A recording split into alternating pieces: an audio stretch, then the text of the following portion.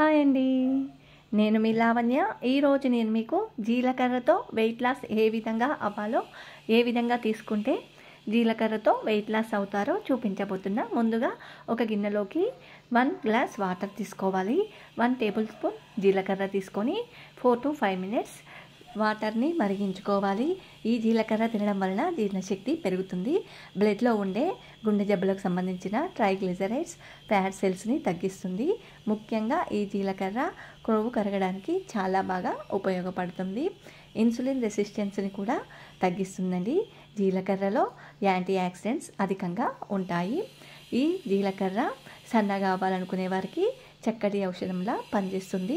4 to 5 minutes తర్వాత జీరా water చల్లారనివ్వాలి. చల్లారాక ఒక ఫిల్టర్తో ఇలా ఒక గ్లాస్లోకి తీసుకోవాలండి.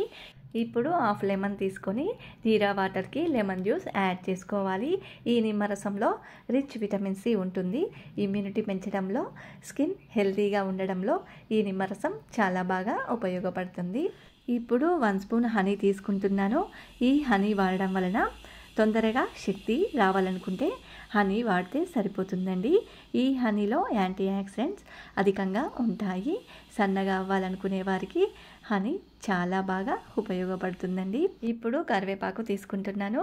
కరివేపాకులో రిచ్ ఐరన్ ఉంటుంది. ఇక్కడ నేను డ్రై కరివేపాకు తీసుకున్నానండి. ఈ కరివేపాకును శుభ్రంగా కడిగి తడి లేకుండా పొడి క్లాత్లో వేసి నీడలో ఆరబెట్టానండి. చూడండి, కరివేపాకు ఏరి పారేసేవారు కూడా ఈ విధంగా పొడిలాగా చేసుకొని వాటర్లో యాడ్ చేసుకొని త్రాగడం వలన కరివేపాకును కూడా వదిలిపెట్టకుండా తీసుకుంటానండి. ఓకేనండి, ఎంతో హెల్తీగా జీరా షర్బత్ రెడీ అయిందండి.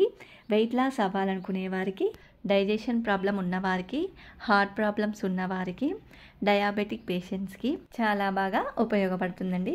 డైలీ బ్రేక్ఫాస్ట్ టైంలో 1 గ్లాస్ జీరా వాటర్ త్రాగడం వలన 1 మంత్లో 4 to 5 kgs వరకు వెయిట్ లాస్ అవ్వచ్చండి.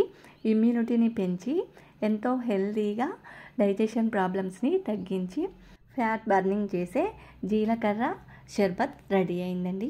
ఓకేనండి, నా వీడియోస్ మీకు నచ్చినట్లయితే లైక్ చేయండి, షేర్ చేయండి.